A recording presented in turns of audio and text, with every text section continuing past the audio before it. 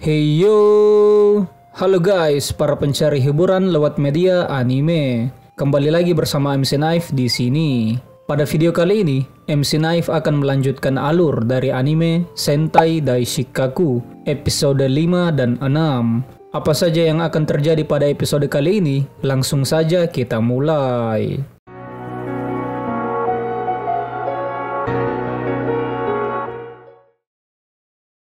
Himeko diajak oleh bawahan Pink Keeper untuk mengikuti pesta yang akan diadakan oleh skuad Pink bersama skuad hijau, juga Red Keeper.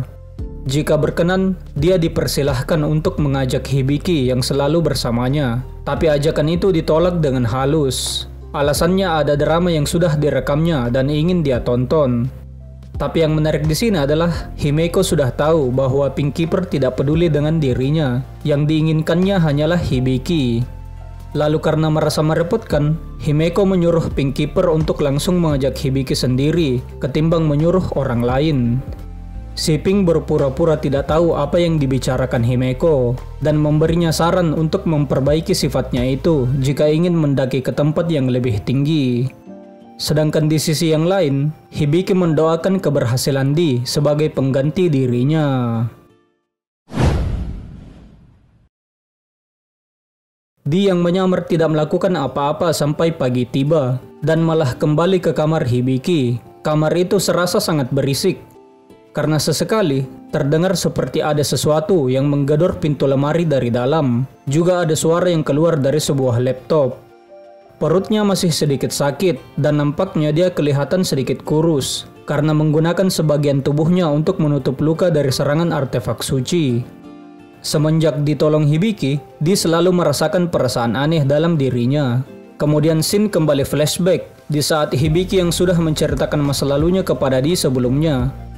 Hibiki harusnya sudah mati bersama kakaknya saat diserang monster waktu itu, tapi mereka diselamatkan oleh Blue Keeper. Lalu setelah dia pensiun sebagai Ranger Biru, kakak beradik itu dirawat olehnya sebagai pengganti orang tua mereka yang telah tiada. Karena sangat mengaguminya, Hibiki pun bergabung menjadi anggota Ranger. Tapi semua itu hanyalah sandiwara yang mengecewakan, ujar Di.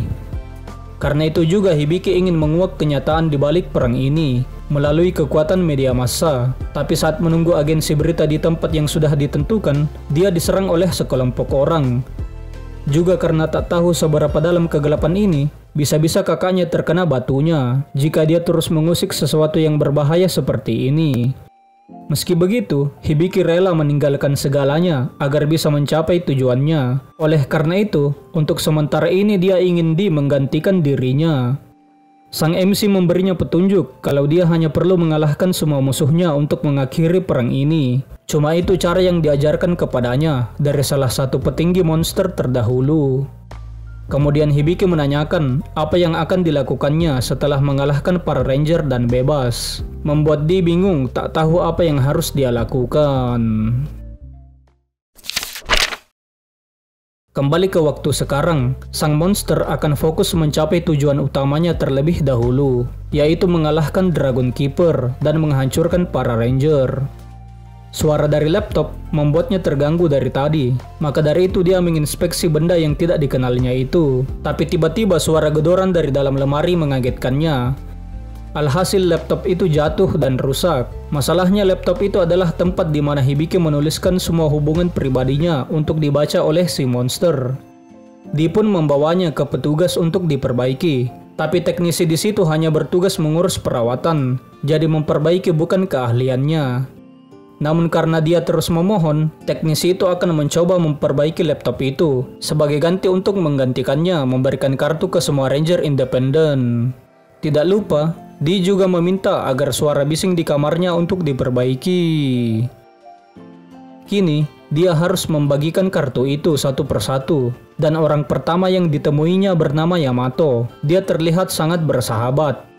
Di pun berkata padanya kalau dia ingin keluar dari tempat ini. Tapi setelah periode latihan dimulai, mereka tidak boleh keluar. Artinya mereka kembali ke kehidupan bawah tanah seperti biasa.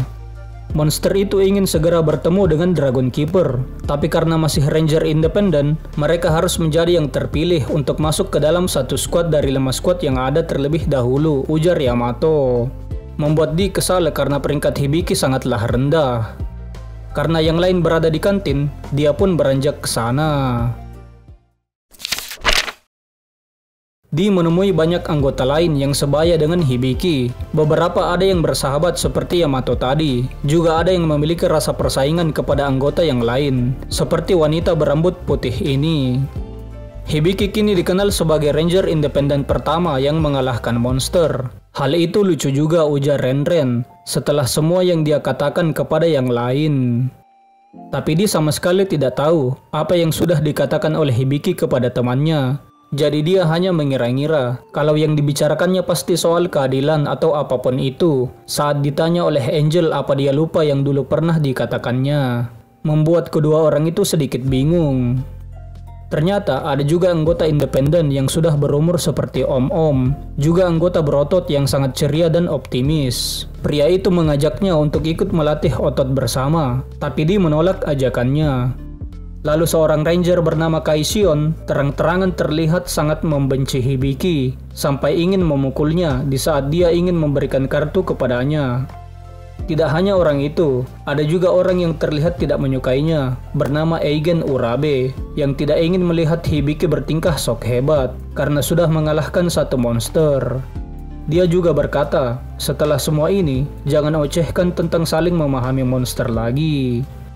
Tiba-tiba dia mengingat perkataan Hibiki kalau sebentar lagi dia akan bertemu dengan teman-temannya, dan mereka semua adalah orang baik. Membuat dia mulai paham soal Hibiki dengan lebih baik dari cara mereka memandangnya. Tujuannya cuma Dragon Keeper, dia tak punya waktu berurusan dengan Korocho seperti mereka. Tapi karena tak ingin membuat masalah, dia akan mengelabui mereka semua. Ada seseorang yang memanggilnya dari belakang, dan butuh sedikit waktu baginya untuk menyadari kalau dia adalah kakak Hibiki yang bernama Sesera. Dia pun beralasan bahwa dia punya jadwal besok agar bisa kabur dari sana. Hibiki tidak pernah bilang padanya kalau kakaknya juga seorang ranger, makanya dia begitu kaget melihat Sesera. Suara bising dari lemari pun terdengar lagi. Karena suara itu sangat mengganggunya di saat dia sedang berusaha berpikir, dia akhirnya memutuskan untuk membuka lemari itu. Siapa sangka ada seorang wanita di dalam sana. Monster itu hanya bisa kaget melihatnya. Kemudian wanita itu memojokkannya ke tembok dengan tangan yang berubah menjadi benda tajam seperti para sentoin. Si wanita menyuruh Hibiki untuk mengeluarkannya dari sini karena dia sudah lelah menyamar sebagai penghuni permukaan. Namun Sesera tiba-tiba mengetuk pintu kamarnya sebab ingin membicarakan sesuatu kepada sang adik. Sentoin wanita itu akan memberantas semua Dragon Keeper, juga semua penghuni permukaan.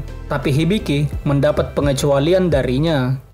Di dengan sigap menariknya saat si Sentoin tersebut ingin menuju ke arah pintu. Dan reaksi darinya saat dijatuhkan ke lantai terlihat malu-malu. Dia tidak menyangka Hibiki orang yang seperti ini, lalu meminta maaf telah merahasiakan dirinya yang seorang monster kepada Hibiki. Tapi dia yakin kalau Hibiki juga sudah mulai menyadarinya. Dia penasaran hubungan Sentoin itu dengan Hibiki, namun saat ini dia harus mengungkapkan dirinya yang asli terlebih dahulu. Sentoin wanita itu pun tak menyangka jika rekannya masih ada di permukaan. Sudah sejak lama dia mencari cara untuk keluar dari tempat ini, dan akhirnya bantuan telah tiba, ujarnya. Tapi dia sama sekali tak mengerti maksud dari kata bantuan itu. Karena saat ini mereka berdua, si wanita ingin mengurus ranger yang mengetuk pintu dari luar terlebih dahulu. Dia pun berkata sekarang bukan waktu yang tepat, jadi dia disuruh bersembunyi sampai diberi sinyal. Sebentar lagi ujian terakhir, jadi di dalam wujud Hibiki ditanya oleh Sesera apa dia sudah terbiasa dengan pertarungan asli lewat simulasi pertarungan. Dan karena lawannya hanyalah Sentoin biasa, harusnya takkan ada masalah. Seketika suara gedoran dari lemari terdengar yang membuat Di panik selagi memberikan alasan kepada Sesera. Si kakak membawa apel untuk mereka makan. Karena tak ada pisau, Di menyarankan agar mereka ke kantin. Tapi Sesera berniat meminjam pisau karena dia ingin membicarakan sesuatu bersama Hibiki secara pribadi. Si Sentoin wanita pun keluar dari lemari saat Sesera keluar. Dia sudah menunggu sinyal dari tadi, tapi tidak juga terdengar. Dia pun hanya bisa menyuruhnya bersabar dengan memberinya satu apel untuk dimakan. Kini Sesera sudah kembali dengan pisau dan mencoba mengupas apel seperti yang ibunya biasa lakukan untuk adiknya. Namun pisaunya terbang saat mengupas apel tepat ke arah lemari, membuat Sentoin yang bersembunyi di situ sedikit tergores. Dia ingin mengatakan satu hal kepada adiknya, dan rupanya suara bising dari laptop tadi berasal dari pesan yang dikirim olehnya. Jadi tidak salah dia menemui sang adik secara langsung karena alatnya sudah rusak. Dia yang menyamar disuruh berhenti dari Ranger. Tempat ini tidak cocok bagi pencinta damai sepertinya, karena dia harus hidup tenang di dunia yang jauh dari pertarungan. Pintu lemari pun kembali digedor-gedor. Mendengar perkataan Ranger wanita itu, Di pun hampir melakukan sesuatu kepada kakak Hibiki karena tak ada pilihan lain. Untungnya HP Sesera berbunyi, jadi dia keluar sebentar. Sentoin wanita kemudian keluar dari lemari. Dia tak bisa menunggu lebih lama lagi dan bertanya apakah Di benar-benar seorang Sentoin, karena tak ada gunanya hidup jika tidak bertarung. Di pun berkata kalau dia baru datang ke permukaan, makanya tidak tahu apa-apa di sini. Tiba-tiba si wanita marah begitu sadar kalau Di berasal dari anggota peninggalan. Mendengar kata baru saja datang dari mulutnya, kemudian dia mencoba menebasnya. Di terkena sabetan di lengannya, lalu mencoba menenangkan Sentoin itu karena mereka adalah rekan. Namun sepertinya anggota peninggalan telah melakukan sesuatu kepadanya, makanya dia makin emosi saat mendengar kata rekan. Sentoin itu hanya tahu cara bertarung yang merupakan kebanggaannya, dan sekarang paham kenapa Di tak ingin bertarung. Sama seperti 13 tahun lalu, mereka memilih untuk tidak bertarung, sedangkan bagi mereka yang melawan Dragon Keeper sampai titik darah penghabisan, tinggal dia seorang. Di pun dikatain pengecut olehnya, juga bisa menyebarkan sifat itu kepadanya jika dekat-dekat dengan dirinya. Tapi dia sama sekali tidak tahu apa yang telah dilalui Di saat menetap di tempat busuk itu. Akhirnya Di meminta maaf karena menunjukkan sifat yang tidak seperti Sentoin sejati, lalu ingin membantunya menggila di tempat ini. Tapi sangat berbahaya jika keluar dengan penampilan seperti ini. Si Sentoin wanita tak suka menyamar sebagai penduduk asli planet ini, tapi dia mau menuruti kata-kata dari Di. Selagi dia mencoba menyamar, Di mencari suatu benda yang cukup besar dan bisa terkunci. Kemudian menebas wanita itu, lalu mengurung kepalanya di dalam kotak yang ditemukannya di lemari. Dan dengan cepat badannya disembunyikan di lemari saat Sesera masuk lagi ke dalam kamar. Kakak Hibiki mengajaknya untuk hidup bersama seperti dulu lagi, sebab menetap di tempat para Ranger hanya akan mendekatkannya kepada bahaya, juga akan lebih aman jika bersamanya. Saat Di menjawab bahwa dia kemari untuk bertarung, Sesera seperti mengintimidasi kalau dia yang akan melakukan segalanya untuk adiknya. Sebenarnya dia tak ingin mengatakan ini, tapi pasukan Ranger tak seadil yang dia bayangkan. Jika menginginkan dunia adil yang sesungguhnya, dia tidak boleh memilih jalan yang sama sepertinya. Di pun membalas dengan penuh tekad bahwa dia sudah tak ingin lari lagi. Meski para Sentai tak seadil itu, tetap saja dia tak bisa memalingkan mata begitu saja, karena dia datang untuk bertarung. Saat Sesera pergi, Di berkata kalau dia menyesal membiarkan Sentoin wanita itu dan yang lain bertarung demi mereka. Dia telah menjadi budak selama ini, itulah mengapa dia akan mengambil kehormatan mereka kembali dan memenangkan pertempuran ini. Si Sentoin wanita tak akan memaafkan Di, tapi dia ingin tahu apakah Hibiki sudah mati. Ketika mendengar jika dia tak mungkin mati semudah itu dari Di, senyuman pun tersirat di wajahnya. Di lain sisi, ternyata Sesera adalah si Pink Keeper, dan saat mendapati sekumpulan pria yang memaksa seorang wanita, dia menolongnya. Para pria itu agak takut berhadapan dengan Ranger inti, tapi salah satu di antara mereka berkata jika Pink Keeper hanyalah hiasan bagi Dragon Keeper. Seketika mereka pun dibabat habis olehnya. Setelah itu, Sesera mengingat tatapan mata penuh rasa pemberontakan Hibiki sebelumnya, yang membuatnya bergairah dan sangat senang. Rupanya Sesera atau Pink Keeper saat ini adalah brokon akut.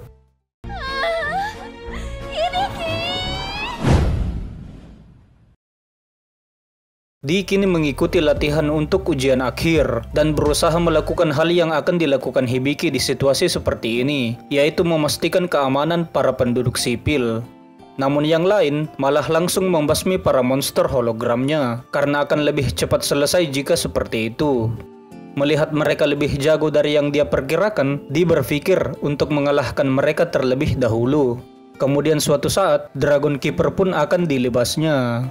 Satu monster datang menyerang Di, tapi saat ingin mengurusnya, Xion lebih dulu mengalahkan monster itu, membuat pedang mereka bertemu satu sama lain. Lalu latihan pun selesai. Di berkata kalau dia sudah bilang akan mengurus monster tadi, jadi jangan mencuri mangsa orang lain. Tapi Xion malah tidak peduli sama sekali. Di kamar, Di bertanya kepada Sentoin XX, apa dia tahu mengenai ujian ini dari Hibiki. Tak terima namanya disebut, XX menyumpahinya agar sampah sepertinya cepat mati. Di pun membalasnya, jika ingin mengalahkan Ranger, prioritas utama mereka harus lolos ujian ini. Dan orang yang harus diawasinya adalah Ishikawa, Yukino, Akebayashi, dan Urabe. Sisanya tak seberapa. Sedangkan soal Xion, Di tak akan kalah darinya. XX berkata mau berteman dengan mereka atau tidak, jangan sampai lupa bahwa mereka adalah monster. Di juga takkan lupa ujarnya. Setelah kesulitan lebih dari 10 tahun yang dia alami, semua penduduk permukaan adalah musuhnya. Ujian akhir pun dimulai. Mereka akan dibagi menjadi 5 kelompok berdasarkan seluruh latihan sebelumnya. Dan Di bersama Xion masuk sebagai kelompok skuad merah. Mereka harus menetap di medan ini dan mengalahkan 5 ranger aktif yang berperan sebagai monster. Masing-masing dari monster membawa 5 kunci dengan warna yang berbeda. Mereka yang berhasil merebut kunci itu lalu keluar dari medan ini akan mendapatkan hak untuk di-scout oleh skuad yang bersangkutan. Namun jika ingin lolos ujian ini, kerjasama sangatlah penting. Waktu ujiannya berlangsung selama 3 hari dengan batas waktu 30 menit per harinya. Saat waktu habis, bel akan berbunyi. Ujian pun dimulai. Di kesal dengan Xion karena dia langsung ingin melawan monster. Berbeda darinya yang ingin sembunyi dulu karena sangat berbahaya jika terkena serang sekali saja. Xion bergabung dengan Ranger untuk membasmi monster, ujarnya. Tidak sepertinya yang membual tentang saling memahami dengan monster. Di pun menutupi kekesalannya itu. Dia akan mengikutinya untuk sekarang. Namun mereka berselisih lagi karena Xion tidak ingin bergerak bersama-sama. Di tengah itu, Yumeko datang mengira yang dia temui adalah skuad kuning. Ternyata pemeran para monster adalah para Ranger Junior peringkat pertama, atau bisa dibilang Ranger Junior rank 1. Di ingin pergi karena mereka adalah skuad merah yang mencari monster pemegang kunci merah. Tapi tiba-tiba pemegang kunci itu datang. Rupanya dia adalah Tokita yang menggantikan Ranger Junior rank 1 skuad merah karena suatu alasan. Yumeko merasa kalau 2 lawan 2 terlalu berat bagi mereka, dan selagi memikirkan jalan keluarnya, dia ditabrak mobil truk yang dikendari oleh anggota skuad kuning. Tapi entah apa yang terjadi, Yumeko sudah berada di dekat mereka yang menabraknya, tanpa terluka sedikit pun. Di sisi lain, Xion sedang bertarung dengan Tokita. Dia pernah mendengar tentang seorang Ranker yang dihajar sampai babak belur oleh Sentoin biasa, yaitu senior peringkat 3 skuad merah Tokita Shun, membuat Tokita marah lalu menghajarnya berkali-kali. Mereka semua berusaha mengalahkan para monster, tapi jika terus seperti ini, mereka takkan pernah bisa menang. Di pun datang dengan wujud Hibiki, dan Tokita mengingat saat terakhir kali mereka bermain waktu masih di panti asuhan. Dia ingin melihat bagaimana bocah kecil yang dulu sering bilang ingin menjadi pahlawan telah tumbuh sekarang. Karena Xion sudah tak bisa digunakan lagi, terpaksa dia harus melakukannya sendiri. Tapi jika dia terkena serangan, kedoknya akan langsung terbongkar. Jadi dia mengubah pedang pemberian Hibiki ke bentuk senjata pistol agar bisa menjaga jarak. Xion bangkit lagi dan menyerang Tokita, memberikan dia kesempatan untuk menyerang pemadam api di sana. Di tengah asap yang mengepul, dia mengajak Xion mundur, tapi ditolak karena dia tak ingin bekerja sama dengan siapapun, terlebih orang lemah seperti Hibiki. Dia akan mendapatkan posisi resmi Ranger, jika tidak, Xion tak akan bisa menghabisi monster itu. Penonton sama sekali belum diberitahu siapa monster yang dia maksud di sini. Dia masih tetap melarangnya beradu 1 lawan 1, tapi tak didengarkan. Dia pun ingat sesuatu yang dulu pernah didengarnya di radio waktu masih di istana terbang, membuatnya mendapatkan suatu ide. Xion menyuruhnya pergi jika ingin pergi saat Di memanggilnya. Dengan senang hati, dia pun pergi meninggalkannya agar dia bertarung sendirian dengan Tokita. Pertarungan antara mereka berdua sangat berat sebelah. Tokita mempermainkan dan menghajarnya habis-habisan. Dia menyayangkan jika saja Xion bisa lolos, pasti akan menjadi kandidat yang cocok untuk skuad merah. Seketika sebuah mobil datang mengganggu mereka, disertai Hisui, si junior rank 1 skuad hijau ikut mengejar mobil itu karena mengganggunya. Rupanya dia yang mengendarai mobil itu. Dia berkata, kalau ingin memainkan peran monster, kau harus berpegang teguh pada peran itu, yaitu menang walau dengan cara apapun. Segala yang dilakukan pemenang akan dimaafkan, dan yang kalah akan menjadi debu yang terbawa angin. Hisui merasa kalau semua ini merepotkan. Dia berniat mengurus mereka secepat mungkin agar bisa pulang. Tapi jumlah kroco yang harus diurusnya jadi 2 kali lipat. Sekarang musuhnya ada 2, tapi rekannya juga bertambah 2 orang. Dia menganggap Angel yang terluka di pahanya sudah tidak bisa diandalkan. Namun Angel berkata kalau dia tak akan membiarkan semua ini berakhir sebelum dia menyelesaikan tugasnya. Di pun bertanya kepada semua rekan di tempat itu, apa mereka bisa menggambar, tapi yang bisa hanya Angel sendiri. Hisui merasa bosan karena selalu melakukan ini setiap tahun, dan iri kepada Tokita yang tidak perlu melakukan ini tahun depan, karena bukan junior rank 1. Tapi Tokita membalas bahwa dia akan naik pangkat di tahun depan.